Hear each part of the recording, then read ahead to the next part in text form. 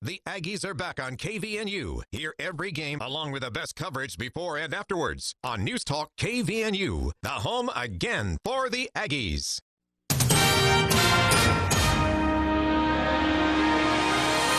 KVNU News Time is 5:03. I'm Bill Walter with this news update, and it's brought to you by Logan Extermination. The field of candidates in the upcoming Logan municipal election has already narrowed and will be trimmed again in September. On September 5th's municipal primary voting. When the city's filing window for candidates closed on June 7th, a total of 11 candidates were in the running, 2 incumbents and 9 challengers for the 3 at-large seats on the city council that were up for grabs.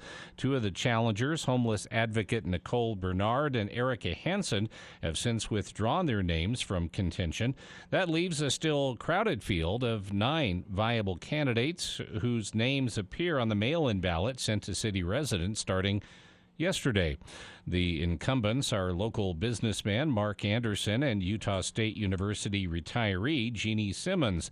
The challengers are Western Governors University graduate Aaron Bennett, Matthew Fatusi, a protest candidate advocating for affordable housing, Hillcrest Neighborhood Council Chair Katie Lee Coven, video producer Mike Johnson, construction and maintenance worker Joshua Molitor, former Logan Municipal Council member Joe Needham, and Stephanie A.M. Taylor, a sexual assault therapist for CAPSA. Successful candidates for the city council seats will serve 4-year terms beginning January 2nd. Any registered voter who fails to receive their mail-in ballot by August 30th should contact the Cache County Clerk's Office at 435-755-1460 or go to cachecounty.org/elections. KVNU News Time is 5:05. KVNU weather tonight, clear skies, low in the low 60s, sunny to partly cloudy and isolated showers and thunderstorms in the afternoon Thursday, hot mid-90s with southwest winds 10 to 20 miles an hour. Slight chance of a shower Thursday night and then partly cloudy to mostly sunny on Friday, high around 90 degrees. It's been to 90 this afternoon. It's 89 right now at KVNU. If bugs are taking over the outside of your home and coming inside, you need help. Call Logan Extermination, 435-752-8450. 3 people were injured, including 2 juveniles, in a rollover crash on I-80 near Park City. The crash happened on the eastbound lanes of I-80 at mile marker 142 between 3 vehicles at around 3:30 p.m., according to Sergeant Cameron Roden with Utah Highway Patrol. The exact sequence of events was still under investigation, but witnesses said that one of the vehicles lost control, veering off to the left, rolled through the median and entered the westbound lanes. As a result, a third vehicle struck some debris, sustaining minor damage. According to Roden, in the vehicle that had rolled, there were 3 passengers. All 3 were transported by ambulance to a nearby hospital. The driver had sustained the most serious injuries and was listed in serious to critical condition, Roden said. The other 2 passengers were juvenile females who had sustained minor injuries. All lanes of westbound I-80 were shut down as crews cleared the scene. And today is the first day of school at some of Utah's largest school districts. One of those is Olympus High School in Holiday. It's a brand new school in many aspects, even to students in upper grades, but particularly confusing for freshmen. They had their freshman orientation meeting this morning. Jen Christensen, principal at Olympus High School, said student body officers are meeting kids in the hallway and giving them a lot of information. It's a brand new year, a brand new school, so there's a lot of newness for them. Christensen says she's excited to begin a new year. Olympus has around 2,300 students, and that's about 150 more than Christensen planned for. But she said, so far it's working out fine. In northern Utah, Logan City schools begin next Wednesday. Cache County schools begin next Thursday. Preston and Westside schools begin Monday. USU and Box Elder County schools do not start until August 28th. KVNU News Time is 5:08. For more details on these and other stories, visit CashValleyDaily.com. When a tiny drop causes a ripple and becomes a wave, it travels through all corners of the planet, sustains all forms of life, and provides streams of wonder, rivers of adventure, and oceans of discovery. One drop connects us all. Reserve your visit now to Loveland Living Planet Aquarium, a nonprofit organization. Every day, the men and women of the United States Marine Corps demonstrate their commitment to defend the American way of life. Since 1775, wherever the mission takes us, we always remember the land we call home. As Marines, we take a stand for our nation, for us all. The few, the proud, the Marines. Hi, I'm Dr. Shelley Flace with today's tip for kids from the American Academy of Pediatrics. Parents make all kinds of choices about their child's health. One important way you can protect your child's health is with vaccines. Viruses and bacteria are unpredictable, and even healthy children can develop severe complications. I'm all done. By vaccinating, you can feel good that you're doing everything you can to protect your child from harmful diseases. If you have questions about your child's vaccines, talk with your pediatrician and visit healthychildren.org. As you go about your daily life, look closer. Every year across America, a staggering 4.2 million youth are homeless or trafficked. Covenant House is the national leader providing safe housing for youth, 50 years strong. Every youth who walks into Covenant House gets clean clothes, hot meals, medical care, and a safe place to sleep. So, look closer at Covenant House and help us fight youth homelessness. To help or get help, go to covenanthouse.org.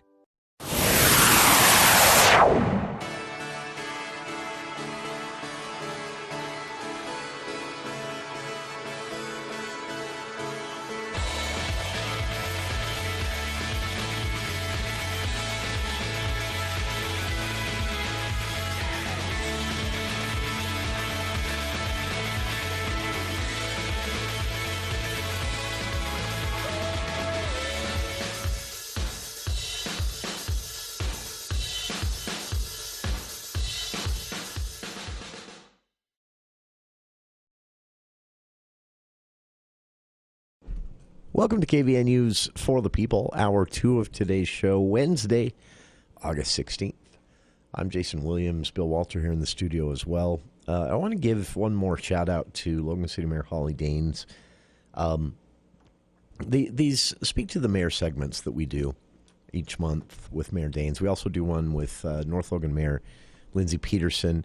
We're hoping to, they don't know this yet because I haven't sent the invite, but I'm hoping to lock down a time to do a monthly check-in with Providence Mayor.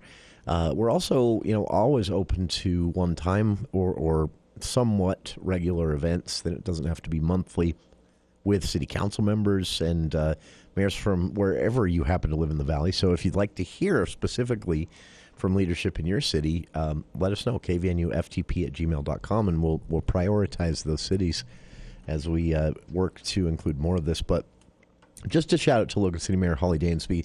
These are unscripted hours. The mayor usually comes with she has a list of topics she wants to make sure to cover because they're newsworthy and announcements that people need to hear and details of upcoming things people might want to be a part of, city planning-wise and more. So she usually has a list, but really we just wander wherever and talk about, whatever is getting the most discussion in Logan City at that time or what's in the headlines.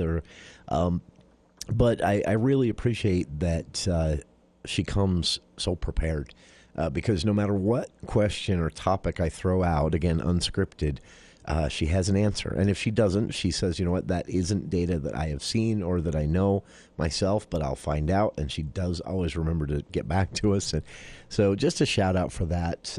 It's nice to know that at least at the local level, I wish I could still say this about the legislature, but I can't at this time. Hopefully in the future I will be able to say it about the legislature again, but at least at the local level here in Cache Valley, we have a lot of examples of elected officials who are doing their homework, are learning their cities and knowing their cities, and are listening to residents and soliciting that feedback from residents on the regular. And that is a cool thing to see. This doesn't happen in Salt Lake City. Granted, it's harder to do in Salt Lake City. A neighborhood council meeting in Salt Lake City is going to be thousands of people that are interested in being a part of that. So just population-wise, Salt Lake County, Salt Lake City, much larger. And some of the things they're dealing with, from the size of their budgets to the number of neighborhoods affected by something as simple as an intersection being closed temporarily, much larger scale than what we're dealing with in Cache Valley for the time. But to put all this in perspective, with the estimated 66-67% population growth over the next 30 years, that's 60% more people than currently live here will live here in the next 20 to 30 years. And that's going to crowd roads. That's going to crowd out housing, which is already crowded out. There is just no way realistically to avoid some change. To quote the mayor from last hour, she said there is going to be some pain. Not all of this is going to be easy. Someone, another way to put that, someone somewhere, as the city changes and grows, as every city in the valley changes and grows, someone somewhere is going to be negatively impacted or feel that they're negatively impacted. Mitigating that is key. But again, it can't be mitigated if it's not brought to the city's attention. So residents plugging in, being at these city council meetings, and I don't mean unproductively. I don't mean going to just, I've seen this. There's a popular video trend on Facebook, Instagram, and even TikTok. People at city council meetings just opposed to everything. It's just not realistic. And at a certain point, you, sir, usually sir, sometimes ma'am, but usually sir, are just white noise.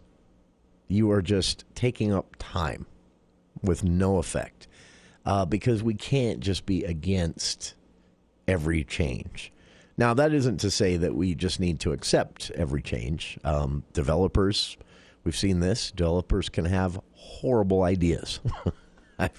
The Box Elder County area, they're dealing with some of this, mitigating the negative impact of some poorly planned, very water demanding, you know what I'm talking about if you drive past it there on the way into Tremont.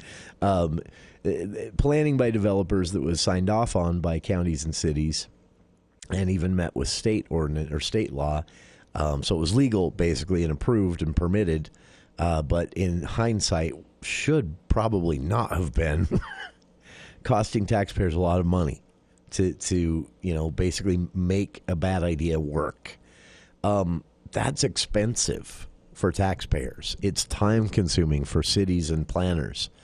It also takes resources, time, and other resources away from necessary projects. So, again, it isn't to say that any developer that comes forward with an idea, we should just sign off on it because a lot of people are going to live here in 30 years, a lot more people, more than double the population in the next 30 years. Just because of that doesn't mean, if a developer comes forward, we just say, well, we can't turn anything down because we need housing. We can't turn anything down because we need more space for commercial. Can't turn anything down because we need higher density here and lower density there. No, that's not the case. I think a lot of people feel like that's the case because they're seeing so much go up.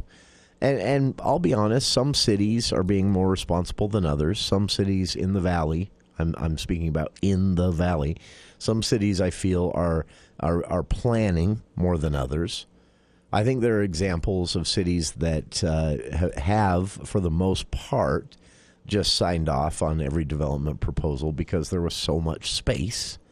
And now they're wondering how they're going to fix the problems that created.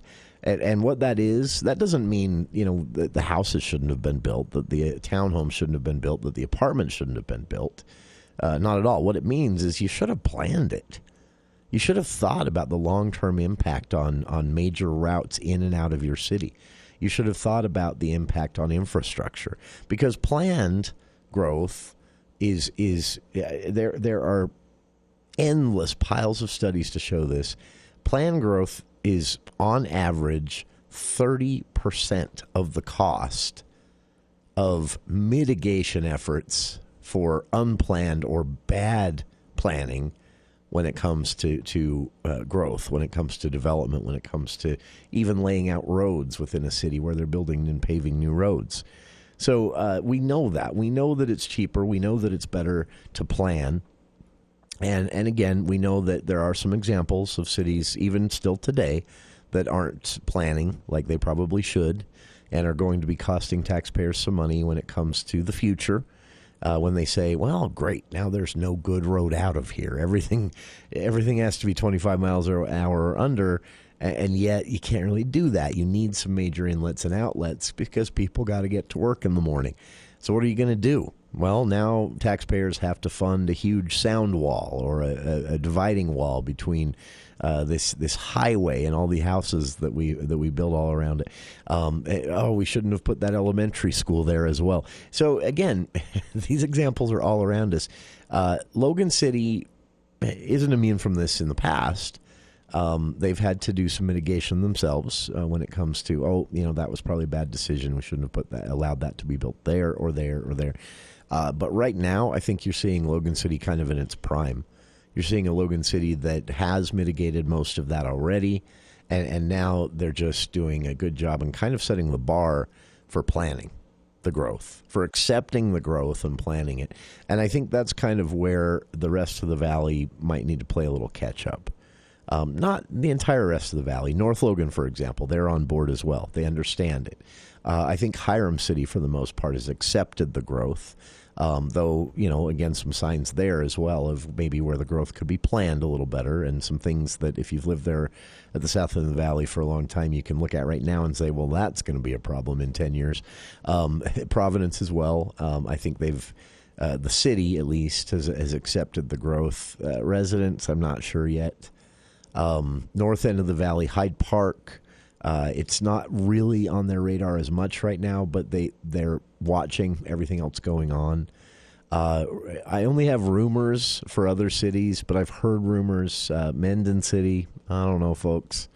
It's coming, whether you choose to accept that or not. It would be a lot better to have a plan for it than to be surprised by it or pretend to be surprised by it. So I think there are examples of good and bad in the valley right now. But either way, plug in, go to your city council meetings, go to the planning commission meetings, and really don't just be the NIMBY opposed to all of it.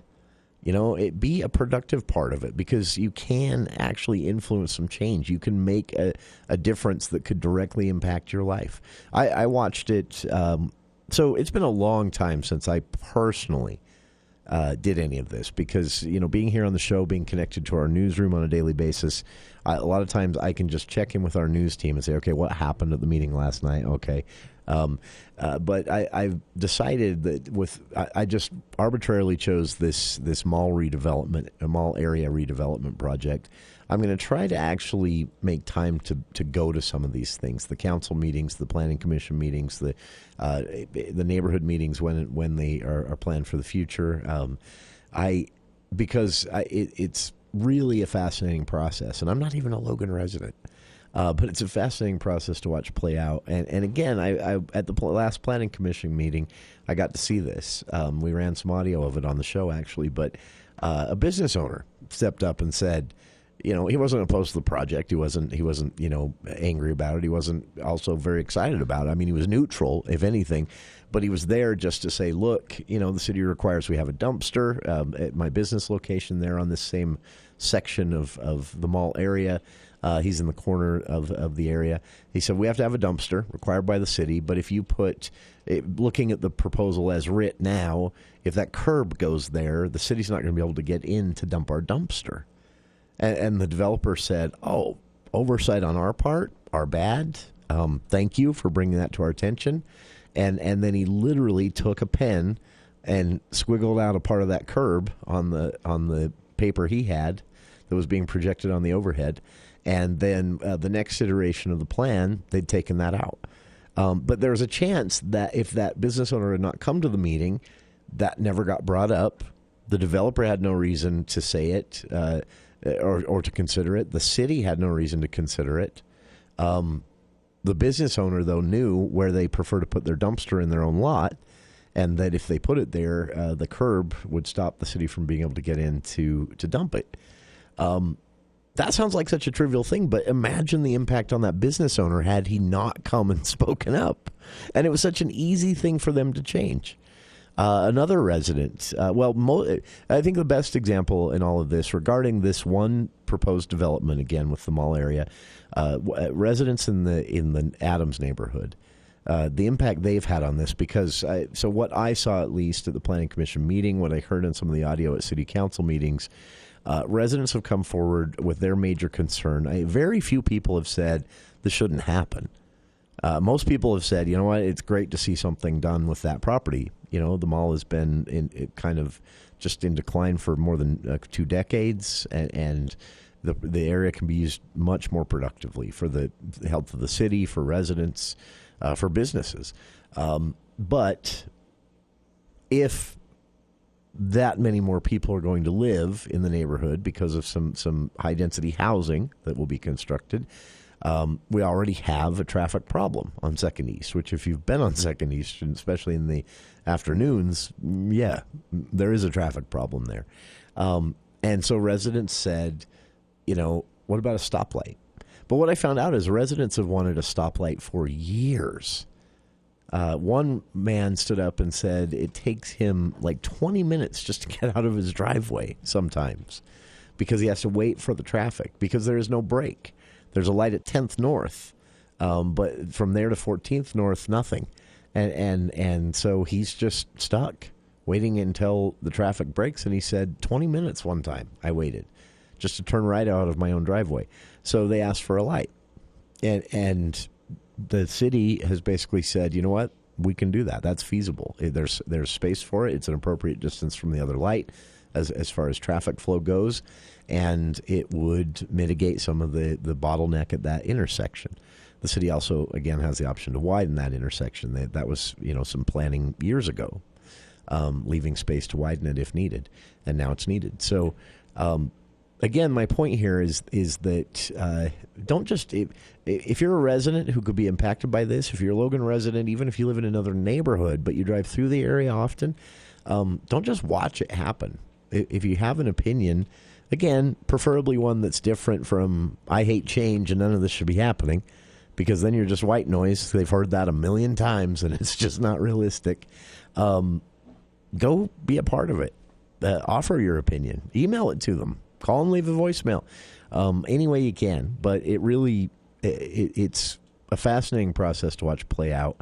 And it's really easy to be a part of if you've got something to contribute. And it's an opportunity, like I say, that doesn't exist in a lot of larger, more populated areas, even here in Utah, like the Salt Lake area. So take advantage of the accessibility of these processes. And I'm not saying, listener chiming in here, been to a planning commission meeting, not exciting stuff. I'm not saying it's exciting.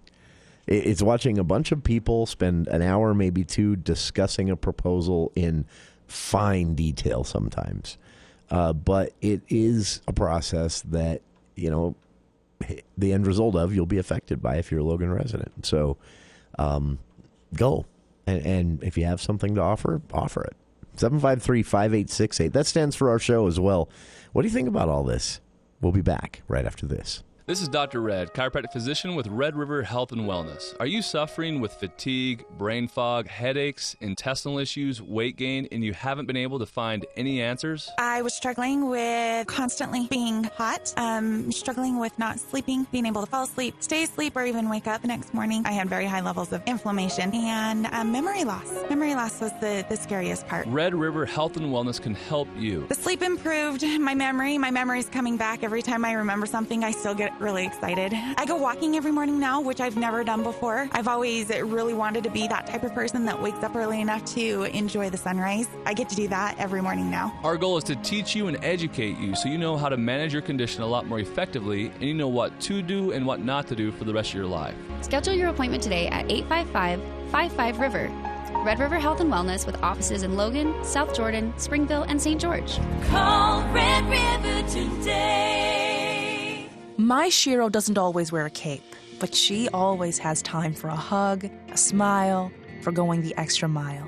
My Shiro stretches every dollar, puts in long hours, puts others first. But now it's your time, Mom. When you're ready to retire, we want you to be able to enjoy it. Get free tips to help boost your retirement savings now at aceyourretirement.org/Shiro. A public service announcement brought to you by AARP and the Ad Council. Learning your child has cancer causes an emotional and financial crisis. Often, the best place for treatment is far from home. But with the help of the National Children's Cancer Society, children battling cancer can get to life-saving treatment, whether it's across town or across the country. To learn how we give families hope and give their children the best shot at survival, visit thenccs.org. That's THENCCS.org. Because no family should go through childhood cancer alone.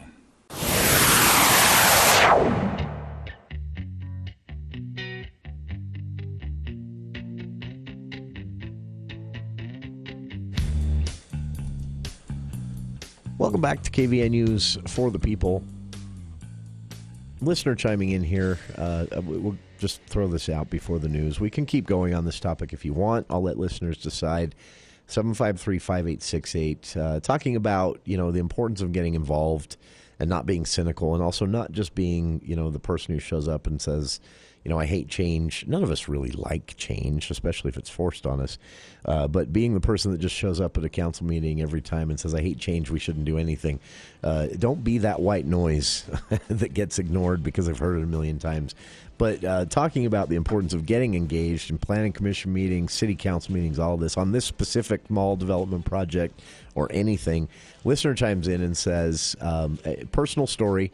I went to a city council meeting, quote, or in parentheses, not Logan City, and suggested that they actually take out a proposed stop sign in some road redevelopment that was happening. I explained to them that oftentimes people coming from that direction at certain times of day, because of the sun, can't see a stop sign there, and so they won't stop. And if the other direction feels there is a stop sign and not one for them, a complete flip on the way that intersection had worked forever, there's going to be some accidents. The city agreed and took the stop sign out. It later was revealed that there had already been 7 accidents since the stop sign had been put in. So I made my comment. The city agreed with me, and hopefully I saved some people some time on the phone with insurance companies. Great example. I mean, that sounds like not a big deal. That's a huge deal. And it probably wouldn't have happened if one resident hadn't gone to that council meeting and said, hey, I drive that every day. Have you considered the angle of the sun at 4 in the afternoon? Perfect example of why citizen involvement is important in these decisions. We'll be back with more of For the People after these headlines with KVNU's Bill Walter.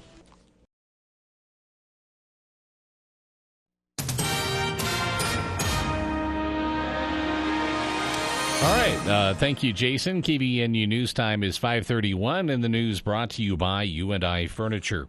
A recent report shows that the share of homes in the U.S. that are worth $1 million or more is nearing an all-time high. According to real estate company Redfin, just over 8% of houses across the country have now hit that 7-figure mark.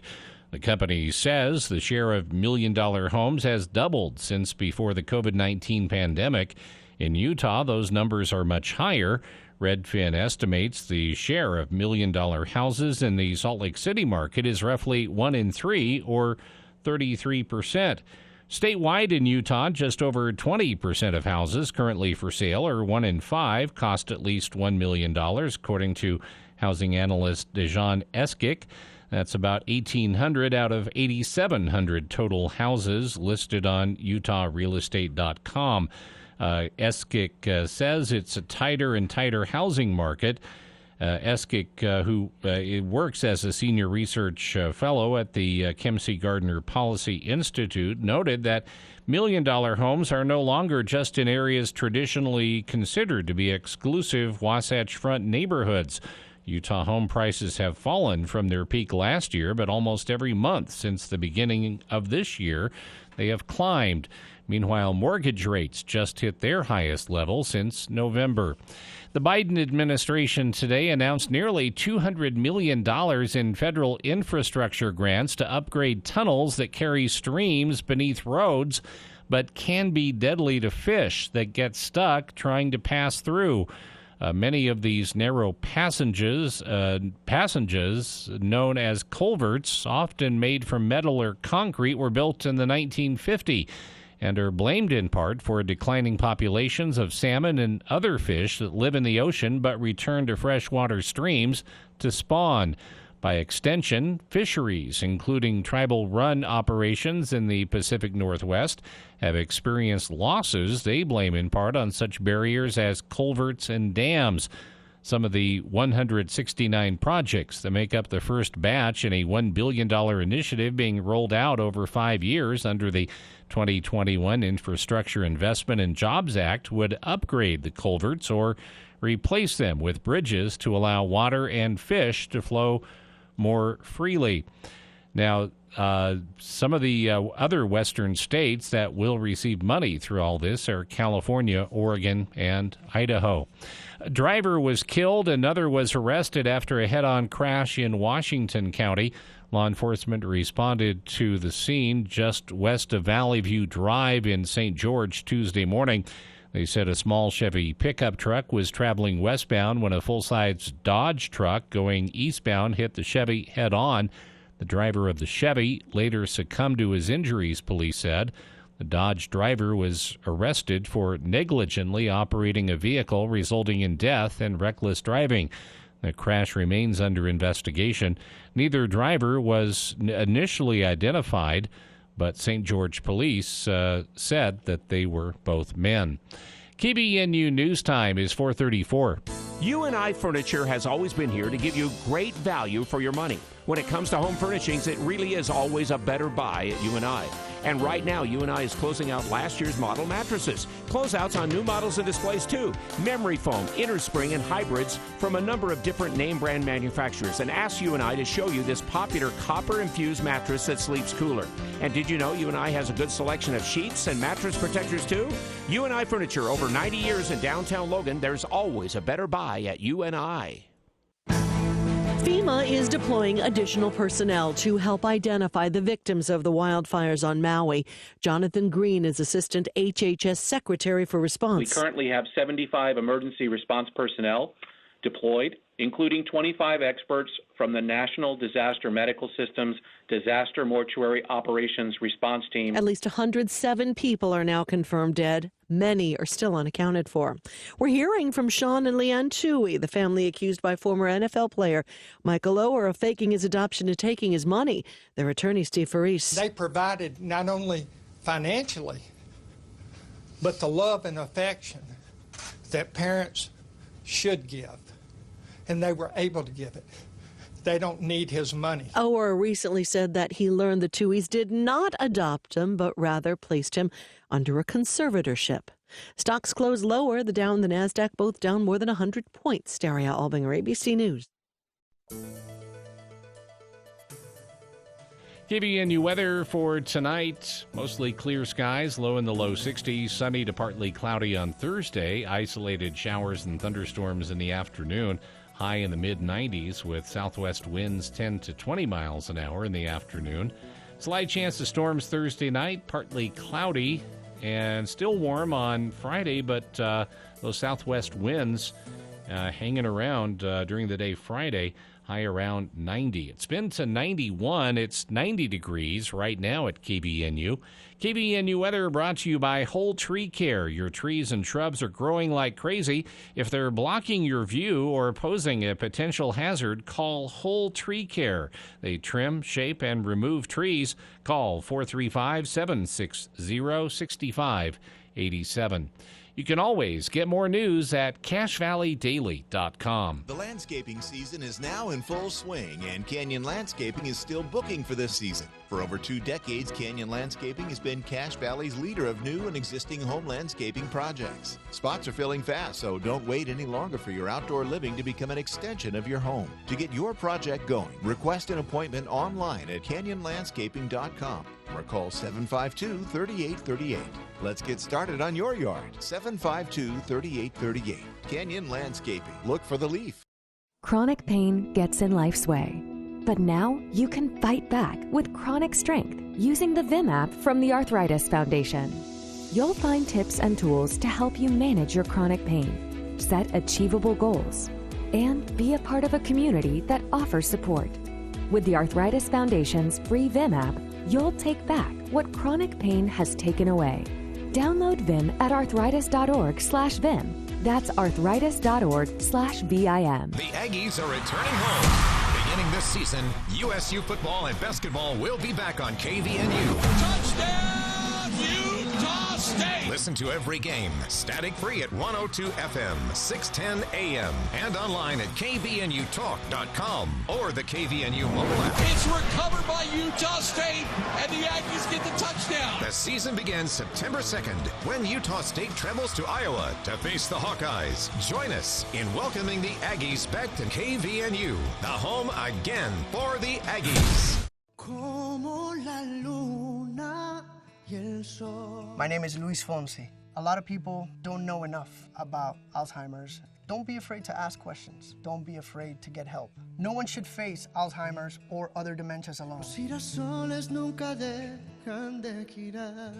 Resources are available at alz.org and by calling the Alzheimer's Association's 24/7 free hotline at 800-272-3900.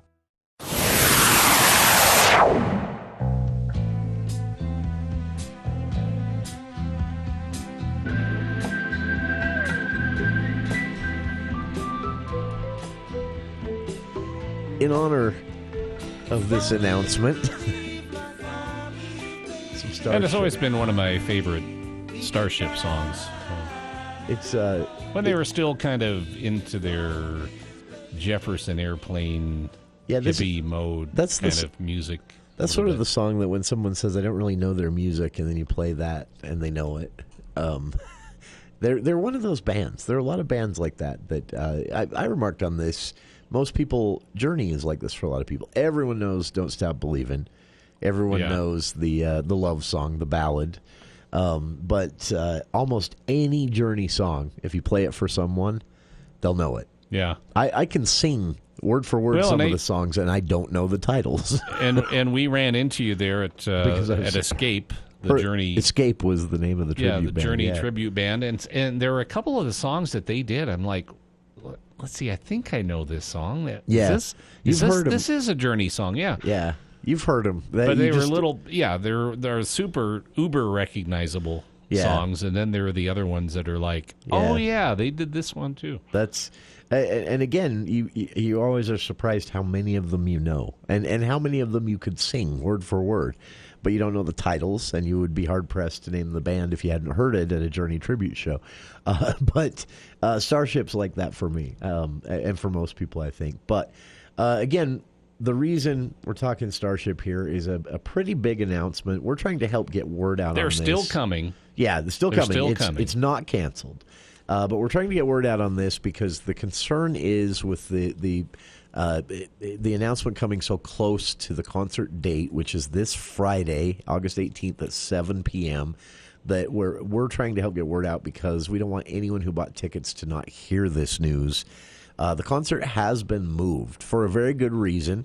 It's being moved because of potential fire danger in the Cherry Peak area.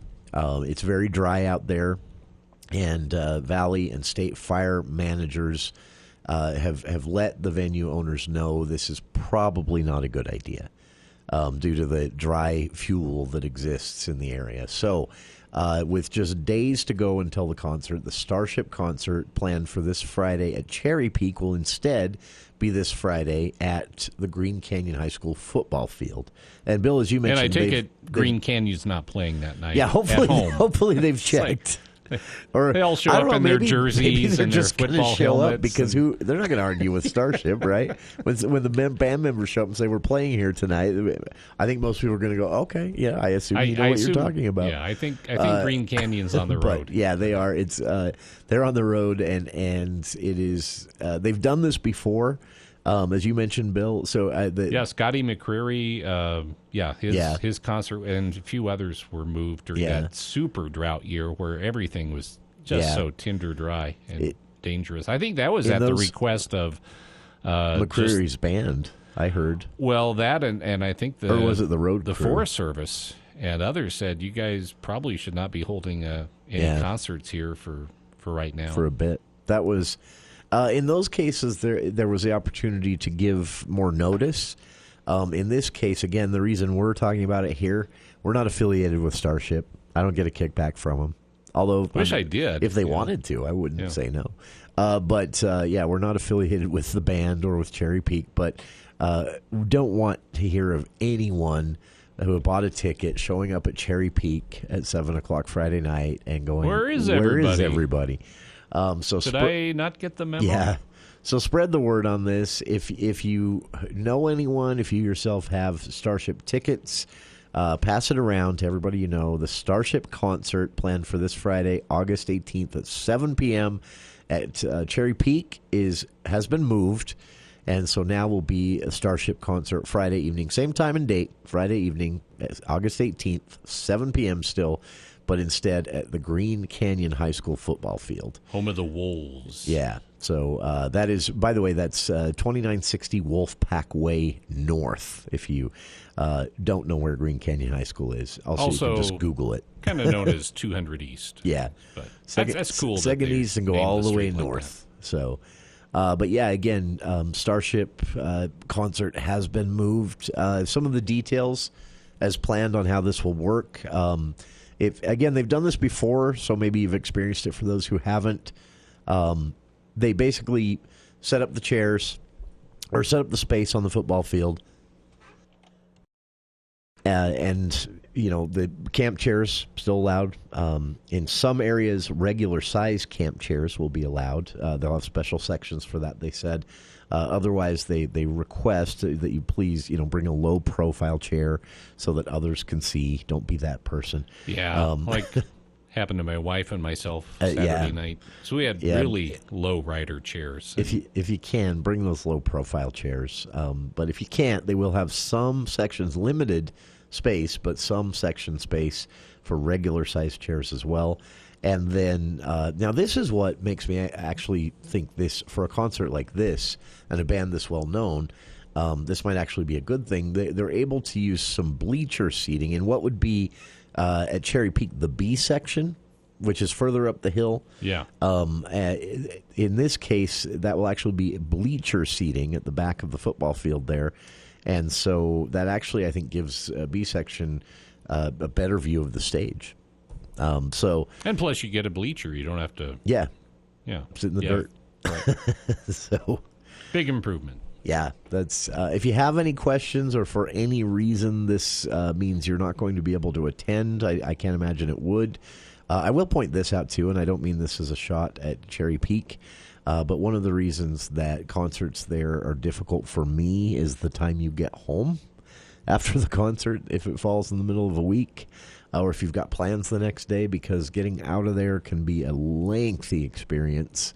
In this case, it's going to be a lot easier to get out and get home from the Green Canyon High School football field area than from Cherry Peak. So bonus there as well. But inconvenience in that the announcement's coming just days ahead of the show. So again, spread the word. The Starship concert planned for this Friday, August 18th at 7 p.m.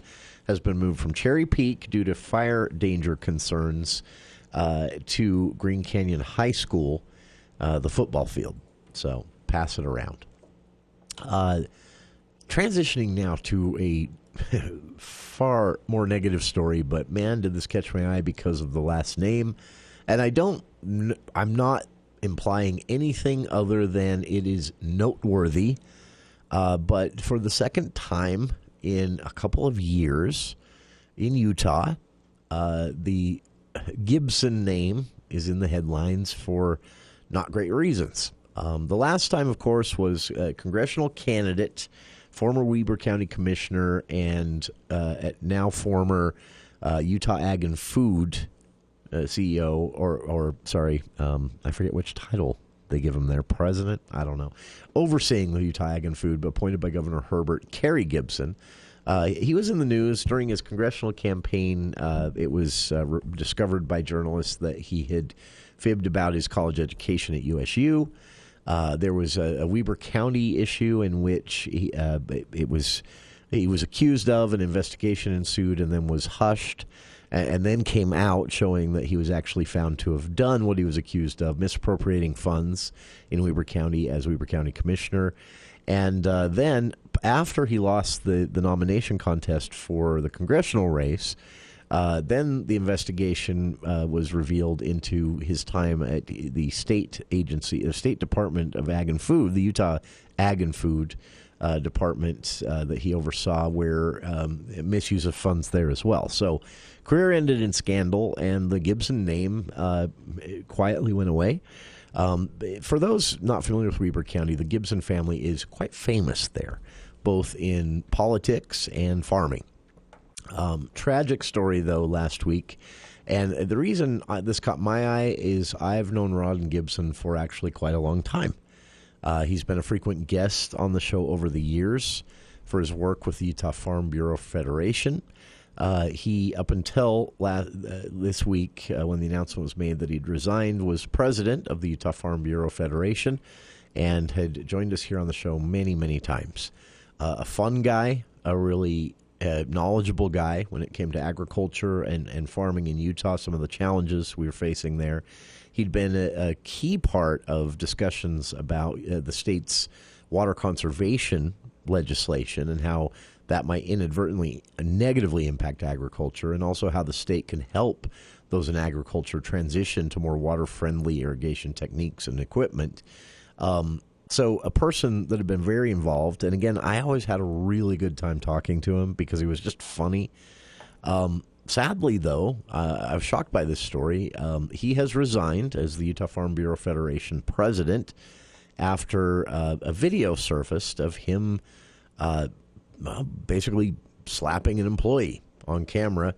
The story behind this, several employees of Gibson at his farm in Weber County had confronted him about not getting a paycheck and their living conditions. Stories have surfaced about backed up septic tank, 14 people living in a tiny house, most of these people legal immigrants here just on a work visa.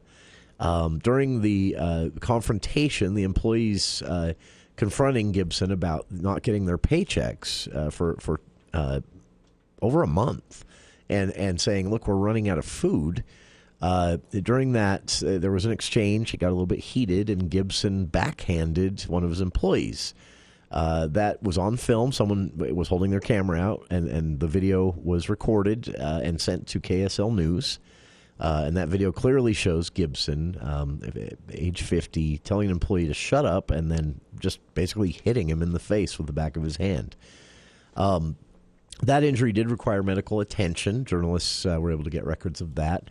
And then immediately after that, Gibson's employees told News Network all around the state about their living conditions, unlivable conditions. Again, 14 people in a house, backed up septic tank, leading to actual urine and feces within the house.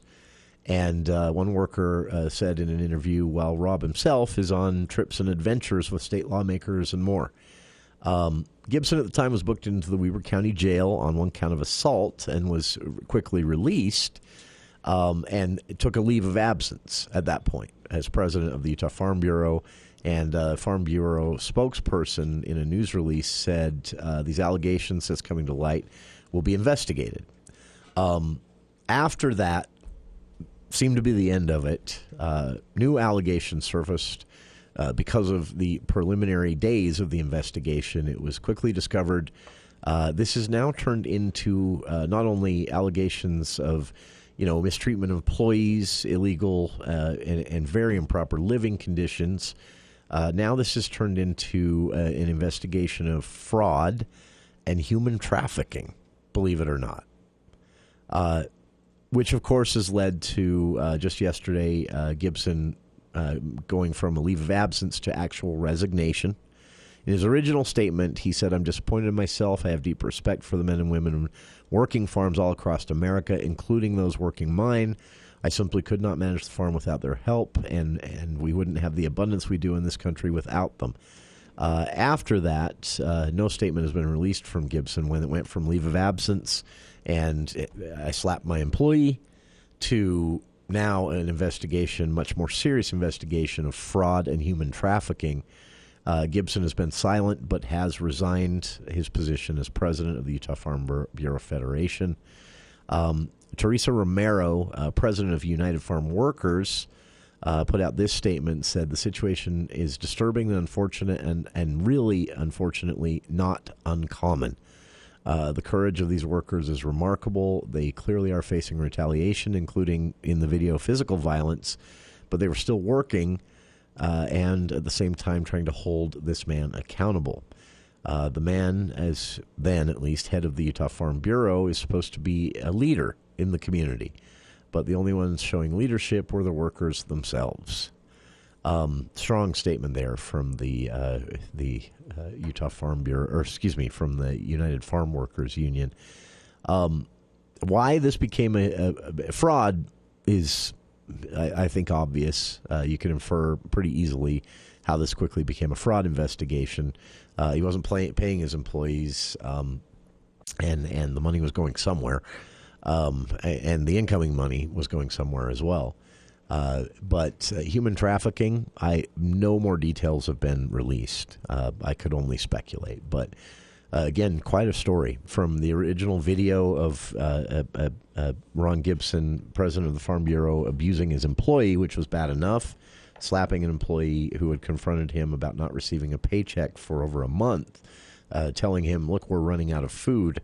And then Gibson apologizing, taking a leave of absence after being arrested for the assault and quickly released. And then just over the weekend, the whole story transitioning from that, which is, again, bad enough, to now an investigation into fraud and potential human trafficking. Unbelievable stuff. And again, someone that, I saw the name. Ron's been a guest on our show many times over the years. And I don't know what to say about this. Again, not going to speculate on why human trafficking is now part of the investigation. You can infer on your own, I'm sure, the same things I would. But just a shocking story and someone that I would have never, who doesn't say this, right? Everyone says this. Never suspected it. Such a funny guy. Always a nice guy. Would have never seen this coming. It's such a cliche thing to say, but I'm saying it. We'll keep you posted as the story develops. If you want to read more, I've linked to some of it on our Facebook page. It is getting out-of-state coverage at this point because of some ties to California workers' organizations that work through the Utah Farm Bureau on farms here in Utah, including the Gibson Farms in Weber County. The whole family owns farms out there. Quite a story. We'll be back right after this. Hello, this is Deputy Solano with the Cache County Sheriff's Office inviting you to this year's truck pull for Special Olympics Utah. This year's event will be held August 19th from 9 a.m. to 11 at the Cache County Fairgrounds. We're looking for teams of 10 individuals to compete in pulling a fire truck 20 yards. Cost to register is $200 per team. To sign up or get more information, look for the Cache County Sheriff's Office's Facebook page. There will be lots of fun prizes and giveaways, including concert tickets to Cherry Peak, a $500 gift card to Costco, cool merchandise from Camp Chef, and much more. Again, come out to the truck pull August 19th from 9 to 11 at the Cache County Fairgrounds. Summer may be coming to an end, but we still have some hot deals for you. This is Jay with Daryl's Appliance. Our farmer-tested and approved Speed Queen washer is built tough and has a 5-year warranty. It's only $13.99. Snag a matching electric dryer to complete the set. Come see why everyone is trading in their front-load washers for these best sellers. Backed by Daryl's service and warranty team. Daryl's West on Airport Road. Open until 6 p.m. on weekdays, 5 on Saturday.